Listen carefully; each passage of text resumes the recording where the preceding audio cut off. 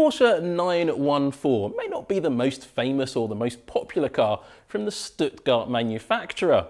However, it does play a key role in Formula One history. It's not a Formula One car and it was never entered for a Grand Prix, but it did play a leading role in the 1973 Canadian Grand Prix. That's right, 50 years ago, the first ever deployment of a safety car in the Formula One World Championship took place, and that honour went to the Porsche 914. But was it really the first?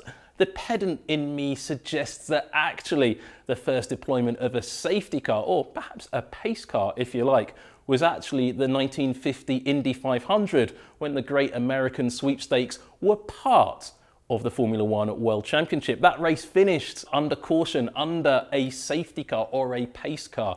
So whether you call it a safety car or not, I like to think the first real application of a safety car was in the Indy 500. However, it wasn't run to Formula One regulation, so perhaps that doesn't really count. And that Indy 500 in 1950 really points the direction to why Formula One has safety cars at all. There's quite often in races driver-induced chaos in some races, perhaps weather-induced chaos in some cases as well, and the marshals have to have a bit of time to go out safely on track to clear up the mess that's left afterwards. And that's why the safety car was introduced, to slow down the field and to keep the cars under control while the marshals do their really important work. Ever since that Porsche 914 introduced the concept of a safety car into Formula One, or was it that Indy 500 pace car, and you can argue about that amongst yourselves, there's been a huge variety of different vehicles used to lead the field under a caution in Formula One Grand Prix. Some of them a little bit more what you'd expect. The Lamborghini Countach at the 1981 Monaco Grand Prix jumps out as me, as does the Ford Escort Cosworth, a whale-tailed version of that as well.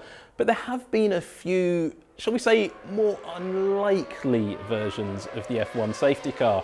A Renault Clio Williams, for example, at least it had a Formula One linkage, I guess. But the one for me that jumps out is the Fiat Tempra. It was used in the 1990s at the Brazilian Grand Prix, the very wet Brazilian Grand Prix, and that car really didn't have enough pace to lead the field around. Even in these wet conditions, the drivers were hoping that car would speed up. It couldn't really, and that's actually one of the key factors of Formula One safety cars. They need to be high performance cars, and even though the Tempra was the 16-valve version, it didn't really have the pace to lead the field around, because the drivers need to keep the tyre pressures up, and if the car's not fast enough, the cars simply cannot get their tyre pressures, cannot get the tyre temperatures, cannot get the brakes warm enough. So high performance safety cars became absolutely necessary for use in Formula One. That guarantee of high performance came in 1996 when Mercedes-AMG became the exclusive supplier of safety cars to Formula One. Finally, the sport had cars at the front of the field that could go quick enough for the drivers to keep temperature in their tyres and be able to warm up their brakes. And that's thanks in no small part to the skills of racing driver Bernd Mailander, who has been Formula One's official safety car driver for many, many years. That situation had changed slightly in 2021. Mercedes-AMG Power was still at the front of every safety car. However, the chassis for some of the safety cars had changed. Mercedes introduced a brand new AMG GT safety car and painted it red for the first time. And alongside it, for some of the races, an Aston Martin Vantage would take the role as the official safety car. But these cars are not exactly as they left the factory, and they're a far cry from that Porsche 914, which just had a couple of yellow flags hanging out of the boot to inform the drivers as to what was going on track. Here's the Mercedes safety car, which is being used here in Montreal, 50 years on from the first introduction of a safety car.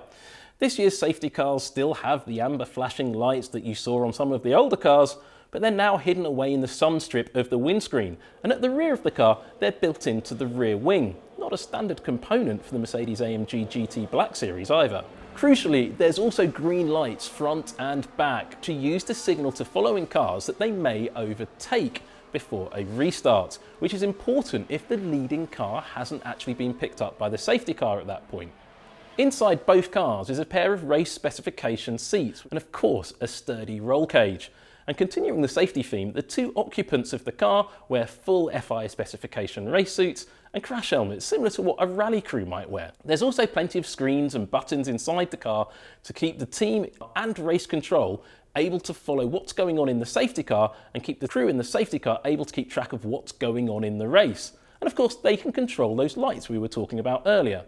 And if there is an intercom system, so the two people in the car can talk to each other and also talk to the race director about when to come in and when to come out.